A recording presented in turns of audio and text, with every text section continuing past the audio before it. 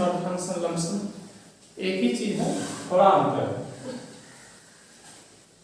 तो रिलेशन करने से पहले कार्टेशियन प्रोडक्ट की जानकारी होनी चाहिए, क्योंकि कार्टेशियन प्रोडक्ट का इसमें यूज होगा। तो सबसे पहले हम जानेंगे कार्टेशियन प्रोडक्ट है क्या। इसको हिंदी में कार्तीय गुणन कहा जाता है। अब जैसे यदि if A and B are two non-empty set, यदि A और B दो कोई और समुच्चय है, उसके कार्टेशियन प्रोडक्ट यानी A और B के कार्टेशियन प्रोडक्ट को इससे डिनोट की जाती है A क्रॉस B। इसको पढ़ेंगे A कार्टेशियन B। और इसके जो एलिमेंट्स होते हैं जोड़ा में होते हैं, पेयर में होते हैं। जैसे A कार्टेशियन B के एलिमेंट्स होंगे A B पेयर के रूप में। और फर्स्ट जो होगा A होगा A का एलिमेंट्स और B होगा B का एलिमेंट्स। इस प्रोडक्ट में पहले A है, इस पेयर का पहला पार्ट जो होगा वह A का एलिमेंट्स होगा और दूसरा पार्ट इसमें B है A कार्टेशियन B में। तो इसके एलिमेंट्स का जो सेकंड पार्ट होगा वह सेकंड सेट B का यानी B होगा B का एलिमेंट्स। और एक बात ध्यान देने की है, A Cartesian B Cartesian A के बराबर नहीं होता है। जनरली हम लोग ये जानते हैं, जैसे 3 गुने 4 बराबर 12 और 4 गुने 3 बराबर भी 12। ये दोनों सेम चीज है, लेकिन कार्टेशियन प्रोडक्ट में ऐसी बात नहीं होती है। हाँ, होगा कब? यदि A और B दोनों इक्वल सेट होगा तब। केवल एक ही केस में A कार्टेशियन B बराबर B कार्टेशियन A होगा, यदि A इक्वल टू B होगा तब। लेकिन जनरली ऐसे तो हर एक केस में होता है। 3 गुने 4 बराबर 4 गुने 3, 5 गुने 3 बराबर 3 गुने 5। अब A कार्टेशियन B को हम कैसे लिखेंगे? जैसे मान लिए A कोई सेट है, इसका एलिमेंट्स है 1 और 2, B सेट का एलिमेंट्स है 3 और 4। तो A कार्टेशियन B लिखेंगे तो देखिए A कार्टेशियन B पहला स्थान A का है, तो पहला एलिमेंट्स A का होगा और दूसरा एलिमेंट्स B का होगा। यानी सेट का पहला एलिमेंट्स 1 है, तो इसको 1 3 और 1 4 माने सेट के एलिमेंट्स A के साथ B के सभी एलिमेंट्स का पेयर बनेंगे। तो 1 3 पहले सेट A है, तो पहला एलिमेंट्स A का होगा और दूसरा होगा B का। तो 1 के साथ 3 और 1 के साथ 4। अब 2 के साथ चलिए, 2 के साथ 3 और 2 के साथ 4। तो ये हो गया हमारा A कार्टेशियन B और इसके एलिमेंट्स ये हो गए। B कार्टेशियन A में पहले B का एलिमेंट्स होगा, तो B का एलिमेंट्स है 3, तो 3 के साथ A के दोनों एलिमेंट्स को पेयर करेंगे। 3 1 3 2 4 1 4। अब इसको बोलते हैं ऑर्डर्ड पेयर। कार्टेशियन प्रोडक्ट का जो एलिमेंट्स होता है ऑर्डर्ड पेयर के रूप में, यानी जोड़ा के रूप में होता है। अब दो ठो ऑर्डर्ड पेयर बराबर होता है कब? यदि A बराबर C, यानी इस पेयर का पहला पार्ट इस पेयर के पहले पार्ट के बराबर हो और इस पेयर का दूसरा पार्ट इस पेयर के दूसरे पार्ट के बराबर। दोनों एक साथ बराबर होना चाहिए, तब ये होगा ऑर्डर पेयर बराबर। ये नहीं कि पहला पार्ट दोनों का बराबर है और दूसरा पार्ट बराबर नहीं है, तब ये ऑर्डर पेयर बराबर नहीं होगा। इसीलिए जैसे हमने कहा था A Cartesian B not equal to B Cartesian, इसको दोनों को हम ऑब्जर्व करते हैं। इसमें एक एलिमेंट्स है 1 3, यहाँ भी 1 3 है और यहाँ भी 1 3, लेकिन दोनों में तो अंतर क्या है? इसका फर्स्ट पार्ट है 1 और सेकंड पार्ट है 2, और इसका फर्स्ट पार्ट है 3 और सेकंड पार्ट है 1। तो नियम के मुताबिक पहला पार्ट दोनों बराबर होना चाहिए, 1 3 के तो बराबर नहीं होंगे, इसीलिए ये एलिमेंट्स बराबर नहीं हुआ। और हम जानते हैं कि दो सेट बराबर होता है कब? यदि दोनों सेट का प्रत्येक एलिमेंट्स एक दूसरे में हो। ये क्लियर हो गया।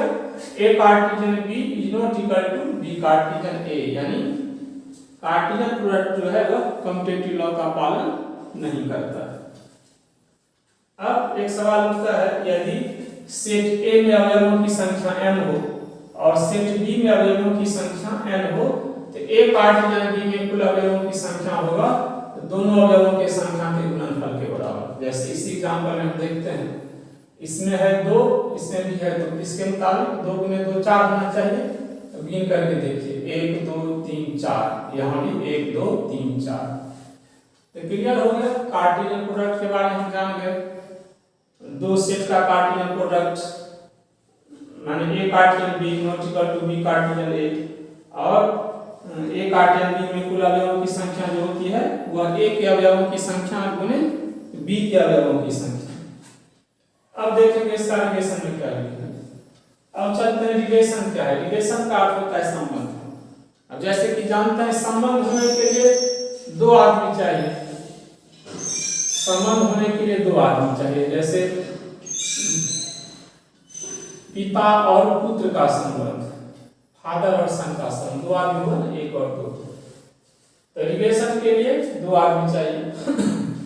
अब मान लीजिए आर कोई रिलेशन है किसी सेट के में, तब ये कंडीशन का पालन निश्चित रूप से होना चाहिए। यदि आर किसी सेट में कोई रिलेशन है तो आर निश्चित रूप से ए कार्टेशियन बी का सबसेट होना चाहिए। यदि आर ए कार्टेशियन बी का सबसेट नहीं है तो हम इसको आर का मतलब रिलेशन, तब ये रिलेशन ए में नहीं होगा। अब जैसे कोई सेट ए लिए हैं, इसका एलिमेंट्स है 1 और 2, अब इसका कार्टेशियन प्रोडक्ट ये हो गया, इसके कार्टेशियन प्रोडक्ट के बराबर है इसके कार्टेशियन प्रोडक्ट। अब एक का इसके साथ जोड़ा, एक का एक के साथ, एक का दो के साथ, अब दो का एक के साथ, दो का दो के साथ, तो ये हो गया ए कार्टेशियन ए बराबर इतना हो गया, तो ये हो गया रिलेशन। इसका कहने का मतलब ये R 1 1 belongs to R, 2 1 belongs to R. इसका मतलब ये हुआ 1 1 से रिलेटेड है, 2 2 से रिलेटेड है। अब जैसे हमने यहाँ पर लिखे हैं, यदि आर कोई संबंध है किसी सेट में यानी रिलेशन है तो आर निश्चित रूप से ए कार्टेशियन बी का सबसेट होना चाहिए। यदि A B belongs to R, अब जैसे यहीं पर है 2 1 बिलोंग्स टू आर, हम इसको कहेंगे ए रिलेटेड टू बी, पहला 2 से रिलेटेड है। अब इसको लिखा जाता है सिंबल के रूप में ए कैपिटल आर और बी, कैपिटल आर का पीछा होना चाहिए। तो इसको हम पढ़ेंगे, क्या पढ़ेंगे, ए रिलेटेड टू बी, और सिंबॉलिकली हम इसको ऐसे भी लिख सकते हैं ए रिलेटेड टू बी। आर क्या है, रिलेशन है ए से बी में। अब यदि मान लीजिए A B does not belongs to R, यानी तो इसको हम लिखेंगे आर कौन सा है, रिलेशन, तो हम इसको कहेंगे A is not related to B, और इसको हम लिखेंगे इसी तरह से लिखेंगे और तिरछी रेखा से आर को हम काट देंगे। इसका अर्थ हुआ A is not related to B. अब इसमें कुछ टर्मिनोलॉजी होता है, जैसे डोमेन, फंक्शन में पढ़े थे। अच्छा, तो रिलेशन और फंक्शन में एक अंतर है। फंक्शन में हम बताए थे जो कोई भी एलिमेंट्स एक से ज्यादा से नहीं जुड़ सकता है, लेकिन इसमें कोई भी आदमी का एक से ज्यादा एक साथ रिलेशन हो सकता है। जैसे पुत्र का पिता के साथ रिलेशन, पुत्र का माता के साथ रिलेशन।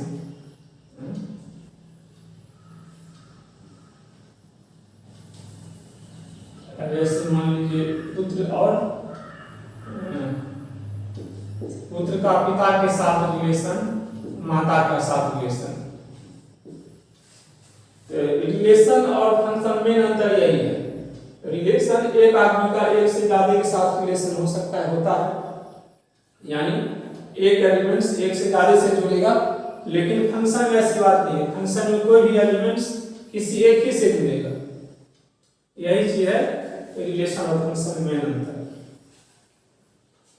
तो डोमेन कहते हैं, यदि मान लीजिए आर कोई रिलेशन है किसी सेट ए में, और जानते हैं सेट का भी पेयर के रूप में होता है, 2 पार्ट होता है, पहला पार्ट और दूसरा पार्ट, तब set of all first part of all elements of R के सारे एलिमेंट्स के फर्स्ट पार्ट का सेट उस रिलेशन का डोमेन कहलाता है। जैसे थोड़ा देर के लिए यहाँ पर देखते हैं, आर के ये सारे एलिमेंट्स हैं, इसके फर्स्ट पार्ट का सेट हो गया